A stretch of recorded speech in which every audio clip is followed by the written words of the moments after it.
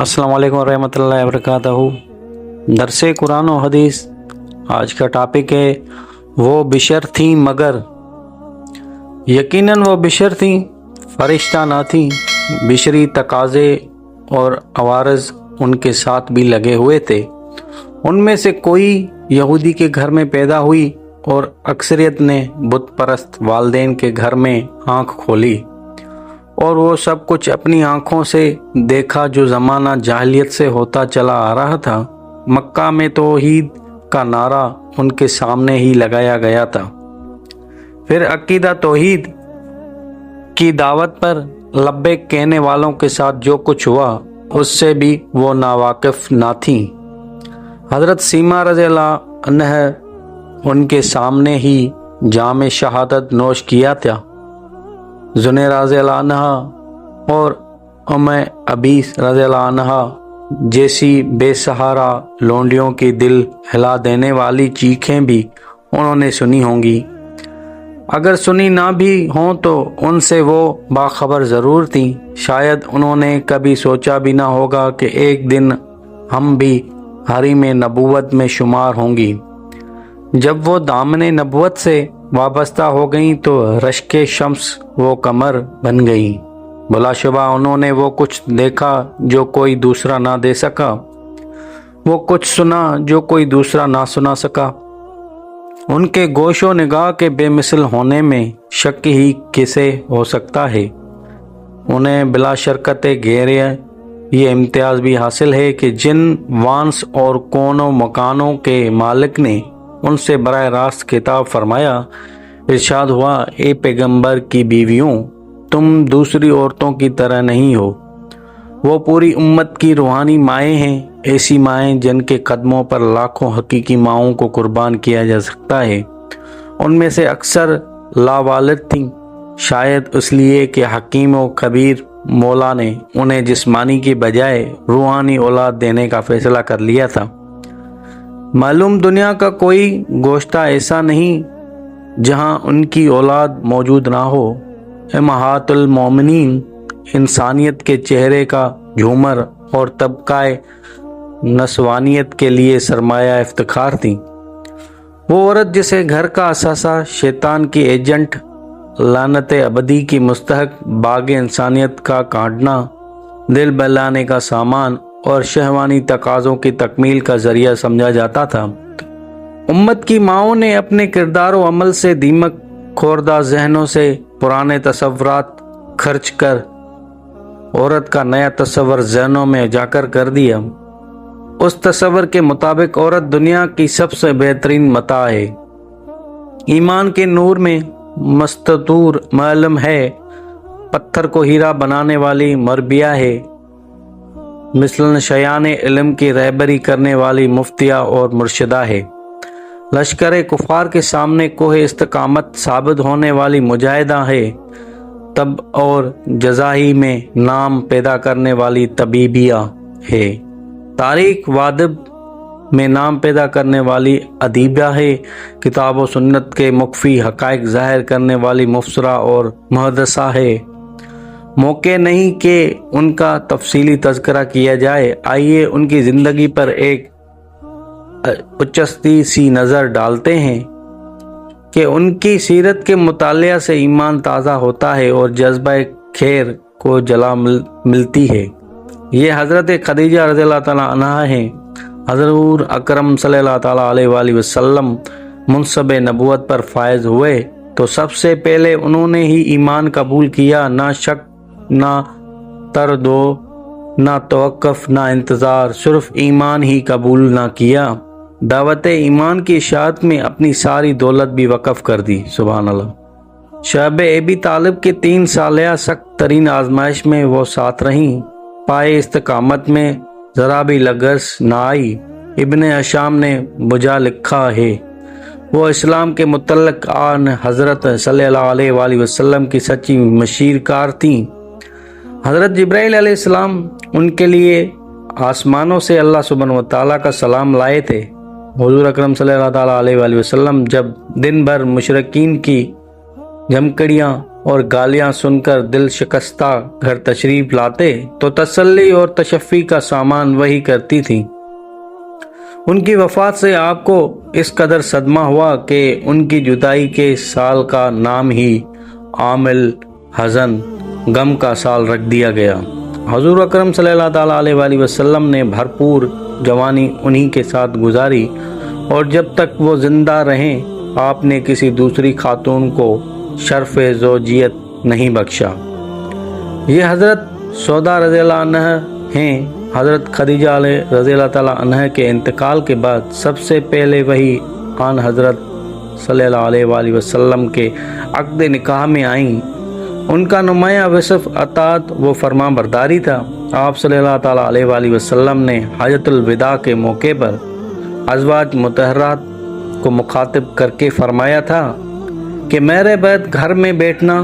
چنانچہ حضرت سودا رضی اللہ عنہ نے اس حکم پر شدت سے عمل کیا کہ کبھی حج کے لیے نہ نکلیں۔ فرماتی تھیں کہ میں حج اور عمرہ دونوں کر چکی ہوں اور اب خدا کے حکم کے مطابق گھر میں بیٹھوں گی۔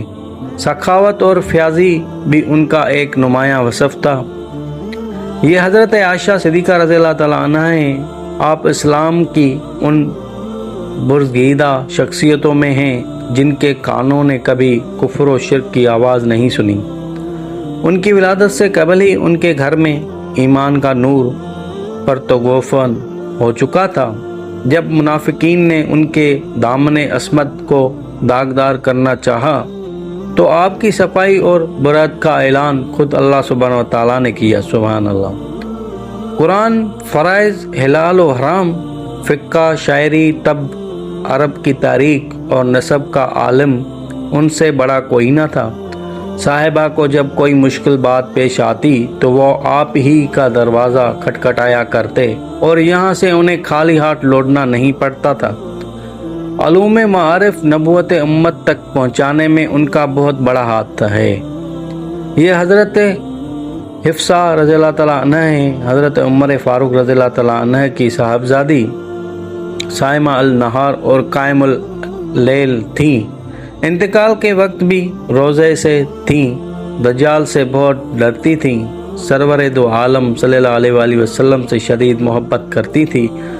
باوفا اور محبت کرنے والی بیوی کی طرح ان کی بھی آرزو اور کوشش یہ ہوتی تھی کہ مجھے اپنے عظیم شوہر کی توجہ اور محبت حاصل رہے۔ یہ حضرت زینب رضی اللہ تعالیٰ عنہ ہیں۔ فقراء و مساکین کے ساتھ محبت اور انہیں کھانا کھلانے کی وجہ سے ام المساکین کی کنیت سے مشہور ہو گئی تھی۔ آن حضرت محمد مصطفیٰ صلی اللہ علیہ وآلہ وسلم کے پاس 2-3 مہینے رہنے پائے تھے کہ ان کا انتقال ہو گیا۔ یہ حضرت ام سلمہ رضی اللہ عنہ ہیں۔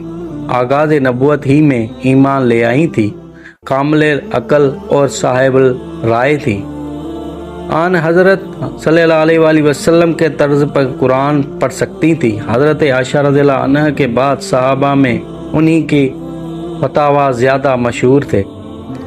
ان کی فتویٰ کی ایک خاص خصوصیت یہ ہے کہ وہ عموماً متفق علیہ ہے اور یہ ان کی دقیقہ رسی اور نکتہ سنجی کا کرشمہ ہے۔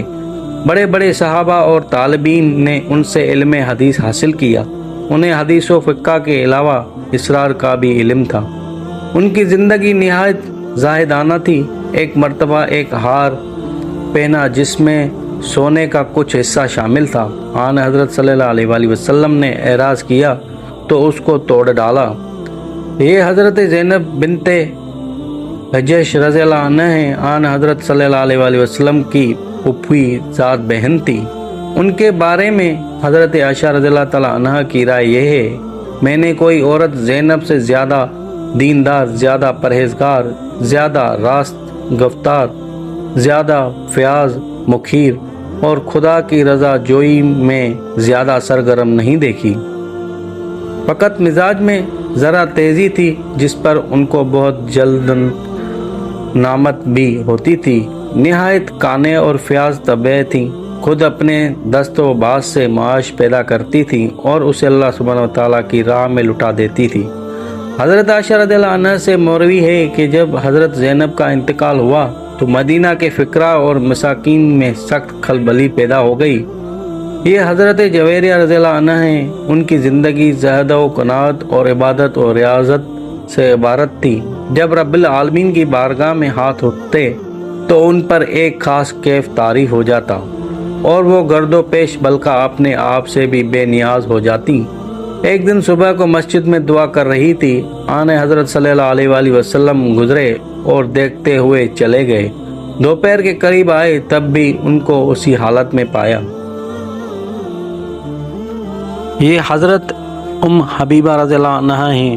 ایمان کا ایسا جوش اور سرور دو عالم صلی اللہ تعالیٰ علیہ وآلہ وسلم سے ایسی محبت تھی کہ جب ان کے والد ابو سفیان حالت کفر میں ان کے گھر آئے اور انہوں نے آن حضرت صلی اللہ علیہ وآلہ وسلم کے بچھونے پر بیٹھنا چاہا تو حضرت ام حبیبہ رضی اللہ عنہا نے بچھونا الٹ دیا اور فرمایا آپ مشرک ہیں اور اس بنا پر ناپاک ہیں، اس لیے اس فرش پر نہیں بیٹھ سکتے۔ ابو سفیان نے کہا تو میرے پیچھے بہت بگڑ گئی ہے۔ یہ حضرت میمونہ رضی اللہ عنہا ہیں۔ یہ عجیب اتفاق ہے کہ مکہ اور مدینہ کے درمیان مقام صرف میں حضرت میمونہ رضی اللہ عنہا کا نکاح ہوا، یہیں رخصتی ہوئی اور یہیں ان کا انتقال ہوا۔ حضرت عائشہ رضی اللہ تعالیٰ عنہا کے بارے میں فرماتی ہیں کہ ہم میں سب سے زیادہ اللہ سے ڈرنے اور صلح رحمی کرنے والی تھی۔ یہ حضرت صفیہ رضی اللہ عنہ ہیں، نہایت عاقلہ، فاضلہ اور حلیم الطبع تھی۔ سیر چشمم اور فیاض واقع ہوئی تھی۔ انہیں آن حضرت صلی اللہ علیہ وآلہ وسلم سے اور حضور کو ان سے نہایت محبت تھی۔ آپ ہر موقع پر ان کی دلجوئی فرماتے تھے۔ بعض صحابیات نے انہیں یہودی کی بیٹی ہونے کا طعنہ دیا، وہ رونے لگی۔ حضور نے دیکھا تو فرمایا تم نے یہ کیوں نہ کہا کہ ہارون علیہ السلام میرے باپ، موسیٰ علیہ السلام میرے چچا اور محمد صلی اللہ علیہ وآلہ وسلم میرے شوہر ہیں، تو مجھ سے افضل کون ہو سکتی ہے؟ آپ نے اس اچٹنی نظر سے بھی محسوس کیا ہوگا کہ بلا شبہ وہ بشر تھی، مگر دامن رسالت سے وابستہ ہونے کے بعد انہوں نے اپنے جذبات و احساسات کو اللہ سبحانہ و تعالیٰ اور رسول کی تعلیمات کے تابع کر لیا۔